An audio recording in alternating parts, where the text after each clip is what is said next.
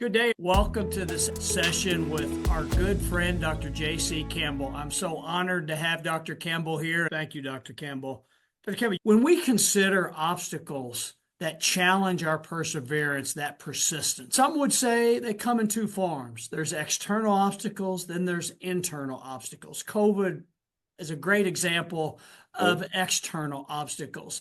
Let's talk a bit about those internal obstacles. And, I would just share an example and then would love to hear from you. One of the things that I have felt in my life is just inferiority, that others are so much better than me. That really has challenged me, I think, when it comes to persistence, to perseverance in that particular regard.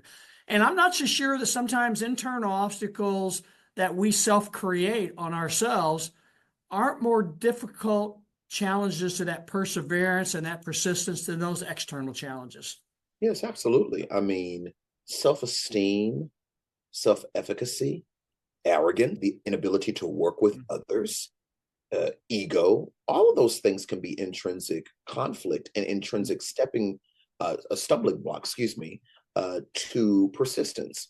I think the way that you combat that is name that and be willing to say, hey, this is what I struggle with, but also being surrounded with individuals that will pull you out of that zone of thinking, or being around individuals that will pour into you and say, hey, no, Kevin, you're doing a great job and you are needed. This is what people have to understand. You are called. What did Esther hear? For such a time as so. Guess what? As inferior as Kevin may feel, nobody can do this like Kevin in this moment but Kevin. If it were not so, it would not be Kevin. And I know I'm kind of speaking like Yoda, right? But what I'm saying is, you are there for a reason, people. You are there. And there are people smarter than me right now in my church, at my job, in my home. I live with 4 women. I've got 3 daughters and a wife. And so I'm pretty sure they would say I'm probably the dumbest person in the house. And that's okay, right? We have to come to the realization we're human.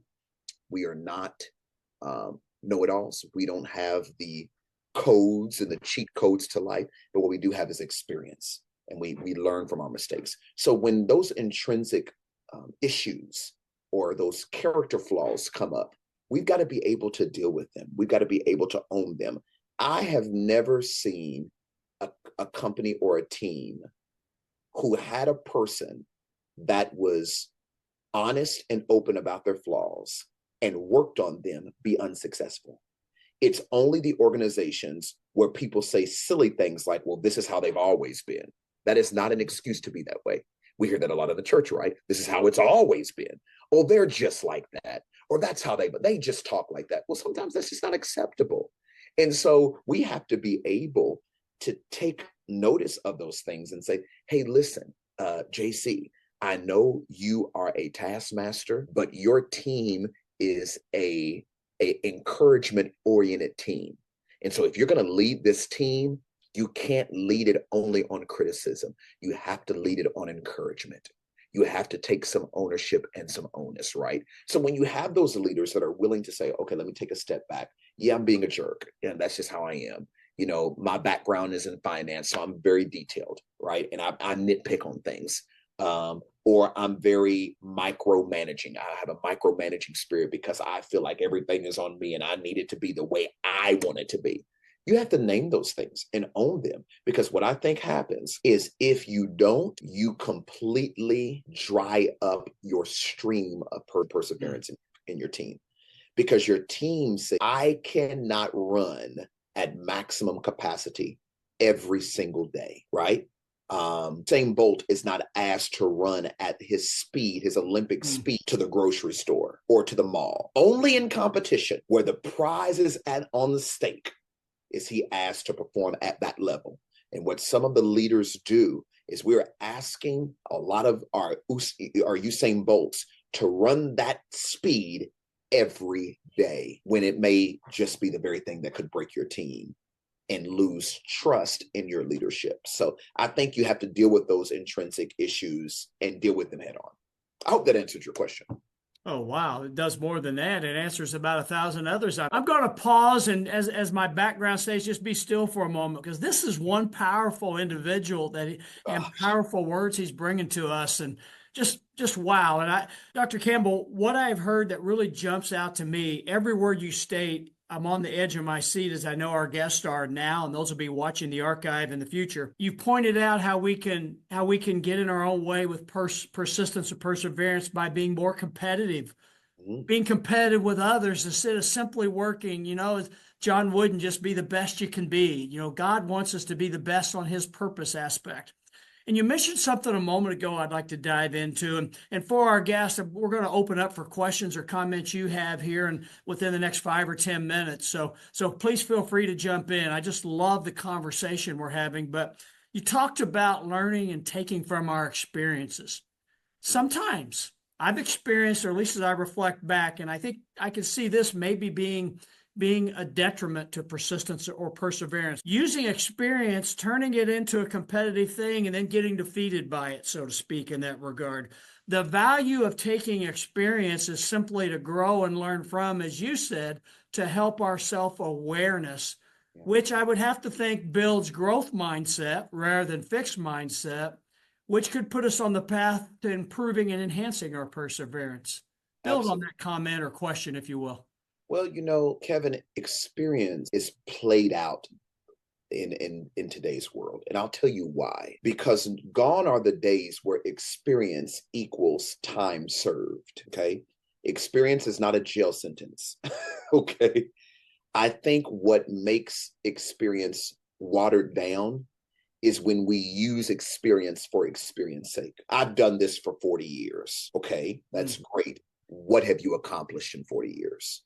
And that's a harsh question, right? Like that's combative to some people, Mm. and I've had people say to me, I've been in this business longer than you've been alive, and the business is failing. So tell me, what did you do when you started the business and in between the right now that is going to hurt or hinder the business?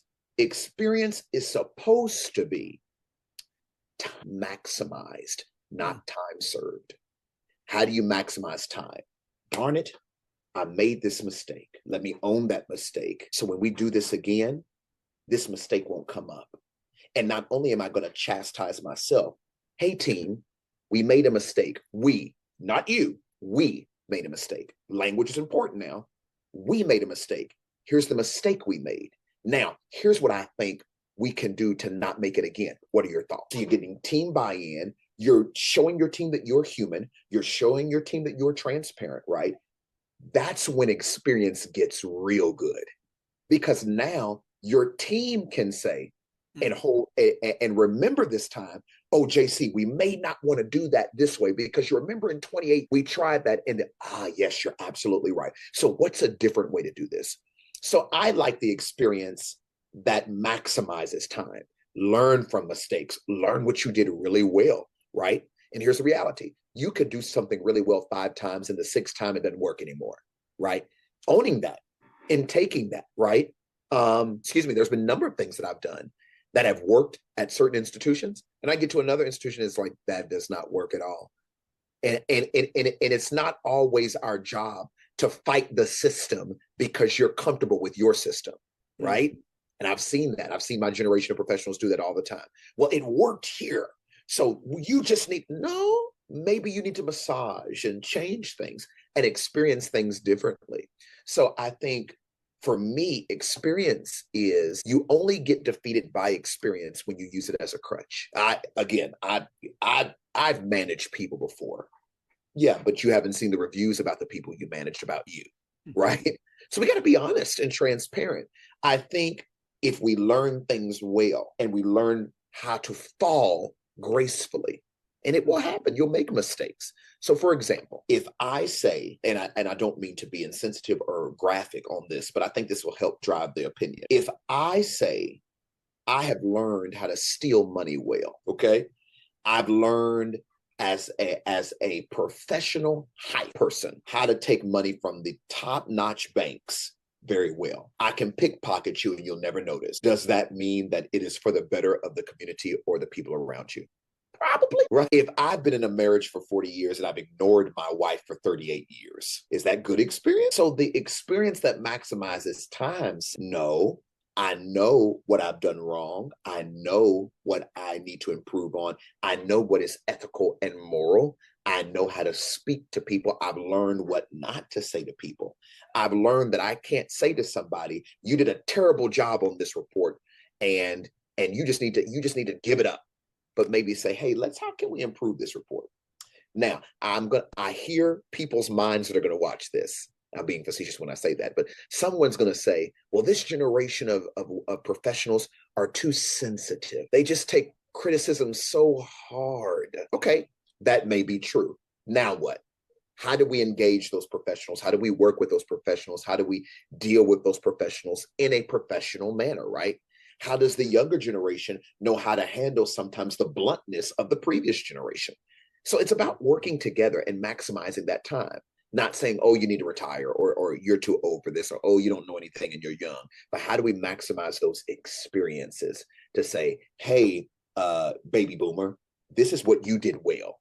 How do I couple a Gen X or a millennial with what you did and make it this monster of a product for the good? Thank you, my brother. Wow, you are on point. You are in the zone. And Michael Jordan in Game 7 over Craig Elo to win the game, right? I mean, we got it here. Absolutely. Now, I'm a baby boomer right at the end, so I go back a ways. Dr. Campbell, just in essence, a question. Then I want to open up for any of our audience that has comments or questions. What one or two aspects could you offer to leaders who may be viewing this in the moment or in the future, who, as they reflect, I'm really struggling with perseverance because of all the responsibilities I have, all the tasks I'm trying to get done? Well, I'm going to give you three things, and I'm going to give you a fourth thing that is this primarily what I stand on. So let's start with the first thing, and then I'll give you three supplementals. The first thing is trust in the Lord with all thine heart, and lean not unto thine own understanding. In all thy ways acknowledge him, and he shall direct thy paths. Be not wise in thy own eyes. Fear the Lord and depart from evil. It shall be health to thy navel and marrow to thy bones. And that is Proverbs. And as a believer who is a proud and loud believer, and for that I do not apologize, I believe that at my core. And so for those that may watch this and say, oh, well, JC, listen, I'm not a Christian. You must trust in something higher than yourself. You must trust in a power higher than yourselves. And what you lean on and depend on eternally will get you through temporally. So that's my platform. The foundation is my trust. So three practical things from that. Number one, trust yourself. Trust who you are.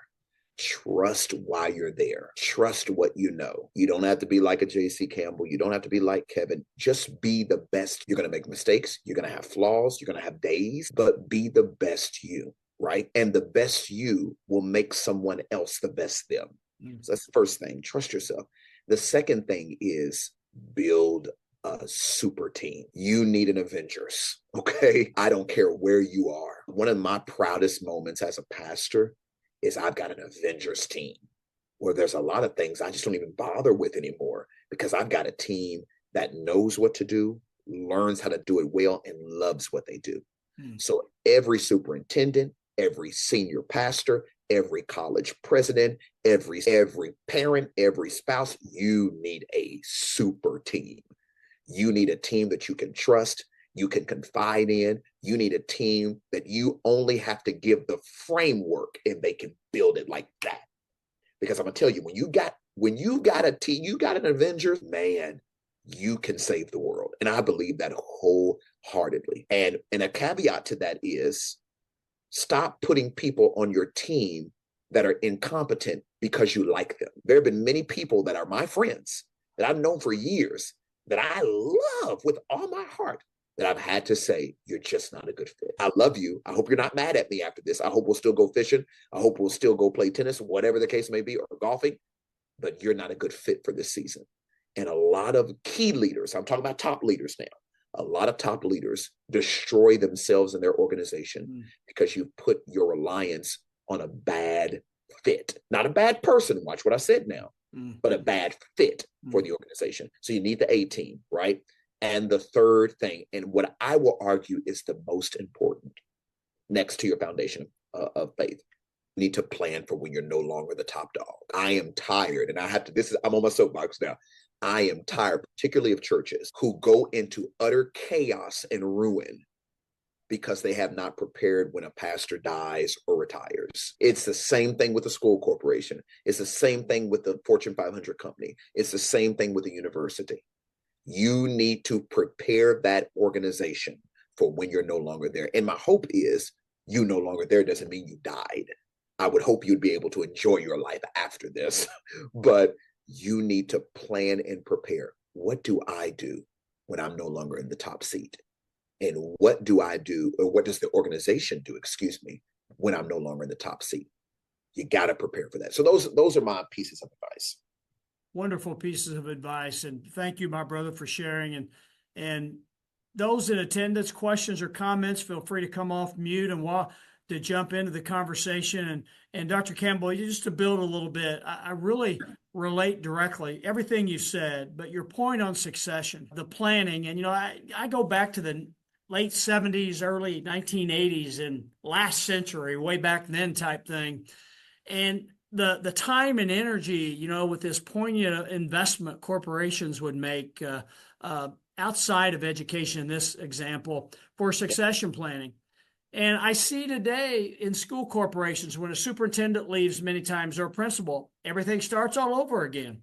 Yeah. The same mistakes get made, not because, and I'm not judging people, but if you're developing a cultural aspect for long-term, succession planning allows you to build and sustain that without having to back up as far as many times organizations do, whether it's by plan or by happenstance in that regard. Absolutely. Absolutely. I agree 100%. Questions or comments from our esteemed guest today? Amy, jump in there. Dr. Campbell, thank you so much. This was so good. So many pointers that I took out, takeaways. Amazing. I do have one question. When you were talking about building a super team, now I know in your background, which is in churches, it could be a little bit different to find that super team because you're working for a greater purpose. There's a kingdom impact. It's not hard to find somebody who's I wrote down a couple adjectives of a super team member: passionate, driven, trustworthy, humble, hungry, willing, and hungry and willing. So I think it's easier to find somebody in that sort of setting. I mean, you're working for the Lord, there's a kingdom impact. But for example, in mine, where I serve people administrative, do you have any tips for how to find a team that might be a super team in that kind of a setting? I guess what I'm saying is they might not be as passionate as if they were working for an eternal for the kingdom, or they might not be as yes. Okay, I see what you're saying now. So Amy, I think, and I want to make a disclaimer. I don't have all the answers, but this is just from my experience, you all. So you may be looking like he has all the answers. I don't. But so here's my advice to you, Amy. Just because there's not an eternal gain does not mean there's not an eternal reward. What I mean by that is, what is your company doing for your customer? So let's get out of the religious realm for a second. What is your company doing? Are you offering a service? Are you offering a good? Are you providing customer experience? So with that, if you have someone that you're trying to find fit, first look at values. You need to be able to ask the question. So in the event that I call you and say that, hey, we have a project that is due randomly and it was not on your schedule, well, how would you respond? And watch how they respond. Because here's what you're looking for. You're looking for a team member that is going to buy in to the mission of the organization. And here's the thing, passion, and most people won't tell you this, Amy, passion can be learned. So if you have someone that comes in and says, I'm working with Amy, and it's like, Amy, you have to ask yourself, why is JC so lackadaisical? Could it be that the last company that he was at that did not offer or afford a passionate response is now why he's at your company and does not feel like he can express himself? So then you have to start asking those questions. Well, what would you like to do in the company? Well, here's what we're going to do. Here's our mission and focus. And here's where you play a role. I promise you, if you get that buy-in, Amy, passion won't be a problem. So values, looking at their values, expressing, communicating the mission and the focus of the company. And then getting that buy-in is going to be essential to getting that dream team for you. Okay. And here's the thing, you cannot have the expectation that someone will perform like Amy, because they won't. We don't need multiple Amys. What we need is multiple players. So for example, and I know Kevin mentioned it, and I thank him so much for the analogy. There's only one Michael Jordan, only one. But Scotty is needed, right? Dennis Rodman is needed for various reasons. And so ultimately, you're not looking for a team full of Michaels. You're looking for Michael. You need Scotty. You need Dennis. You need all of these players that are going to play a role. I can say the same thing about the Los Angeles Lakers in the 90s and in the early 2000s. You don't need a team full of Kobe's, but you need a big man. You got to have a Shaq, right?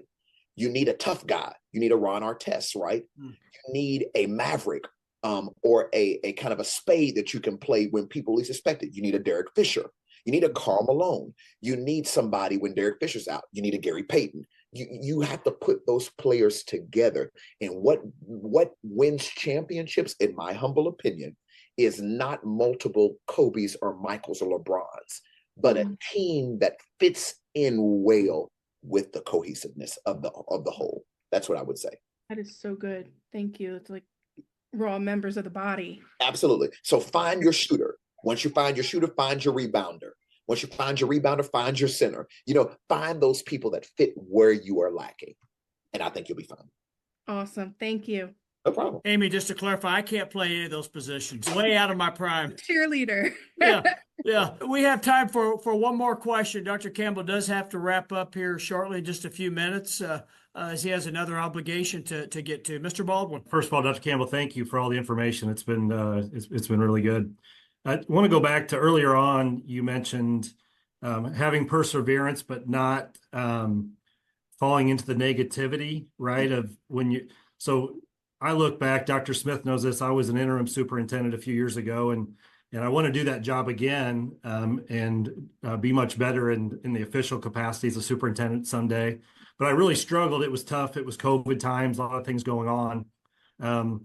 Really hard to persevere and not fall into that, that negativity, because you're just getting in that leadership role. It's part of it. I understand you're getting bombarded with a lot of things when you're the leader of a large school district. How do you go? What are I think you answered some of that at the end with your kind of, your 3 points, but any suggestions you have as to how you persevere without falling into that, becoming negative? Because at times I felt myself just becoming, I'm a very positive person, very high in relationships, but felt that negativity coming on and taking on that aspect. So any advice you have for that, if that makes sense? No, absolutely. Chris, thank you so much for the question. And I'm going to be honest with you. It's hard, because sometimes when I'm a very happy-go-lucky, very positive, I'm a glass half full kind of guy. And it's hard when you work around people. And I've been in companies where I'm the only glass half full person. Everybody's the glass is half empty. And it can be very hard, and it can challenge your positivity. As a leader, here's what I've started learning to do. Being transparent about my emotions and setting the tone. So Chris, it's okay to come in and say, hey guys, listen, I don't do well in this environment. I know what we can do. I know how we can accomplish this. And if you're on board with me, I guarantee you it's going to be done. But here's what we all have to do. I'm going to be, because I know you all are, realists, you would call yourself, because most pessimists don't ever call themselves pessimists. They call themselves realists, right? So you would say, all the realists in the room, I get it. I need you to hold me accountable, but I also need you to allow the optimists to have vision and to have focus and to have guidance, right? And so I think one of the ways that you combat that negativity and the quickness to be negative is just to always center yourself. Always remember what the mission is. Always remember what the vision is. And again, have those people around you that you're pouring in the mission and the vision, right? And they're disseminating that mission and vision. And it's not always sunshine and rainbows where we come into a meeting and everything's pie in the sky. Yeah, when we got a deficit, when we're losing, we're leaking finances, when the organization is upside down, yeah, this is serious. But listen, we can't just focus on the serious without talking about how we're going to elevate the future of the organization and go to the next level. So I think that is the most important piece to staying optimistic is follow the plan, follow the vision, no matter how difficult it gets. Show people. The Bible says, write the vision and make it plain, right? You put that vision out there, Chris, and you say, hey, I'm not being unrealistic. We're following the vision, right? I know what we're up against. I know what's going on, but I got a vision, and here's what it is, and we're going to follow it. Thank you. Yeah, no problem. Thank you. Thank you, Mr. Baldwin. And Dr. Campbell, I know the time has come. Unfortunately, we have to wrap. But if someone attending today in the future has other questions, how might they find J.C. Campbell and start a conversation? Oh, absolutely. You can find me on Facebook at JC Campbell. I'm really at JC Campbell on all platforms. I'm on Thread. I'm on Instagram. I'm on Facebook. You can find me on LinkedIn at JC Campbell as well. I'm going to put my email in the chat here for you to share as well, Kevin. And anyone that wants to reach out to me and ask me any further questions, you are absolutely able to. And then when you reach out to me, I'll respond, and I'll also have a link that you can set up a meeting, a Zoom meeting, or whatever the case may be. And I'll be more than happy to work with you all and support you all. But I thank you so much for the time. And I hope this has helped someone today. Dr. Campbell, my brother, from the bottom of my heart, thank you. Thank you. It means the world to see you. I love you. I'm so very proud of you. And you are so impactful, my friend. And I just love your message. And thank you for sharing with us. I've come away, and I know everybody else has, with a great deal of opportunity to bring our value up, to increase value. God bless you, my friend. Thank you so much. God bless you all. Thank you, thank you, thank you. And I look forward to speaking with you all soon. And for everyone who joined today, Amy, Mr. Baldwin, Dr. Witten, Dr. Bowdry, Scott Orr, I know you all are great with perseverance, and we've had opportunities to share and work together in many different facets, and you are doing great things. You've got value to bring to many others and more value to reach your potential. And I encourage you, don't let the world grab you and keep you in busyness. We grow when we're still, and we've got that self-awareness to build from. But we need that anchor of that love. And as Dr. Campbell stated, each of you, you've got something to give. And you're a child of God, and you're the best. If I can do anything for you, let me know. God bless you. I love you. Have a great day. Thanks, Dr. Smith.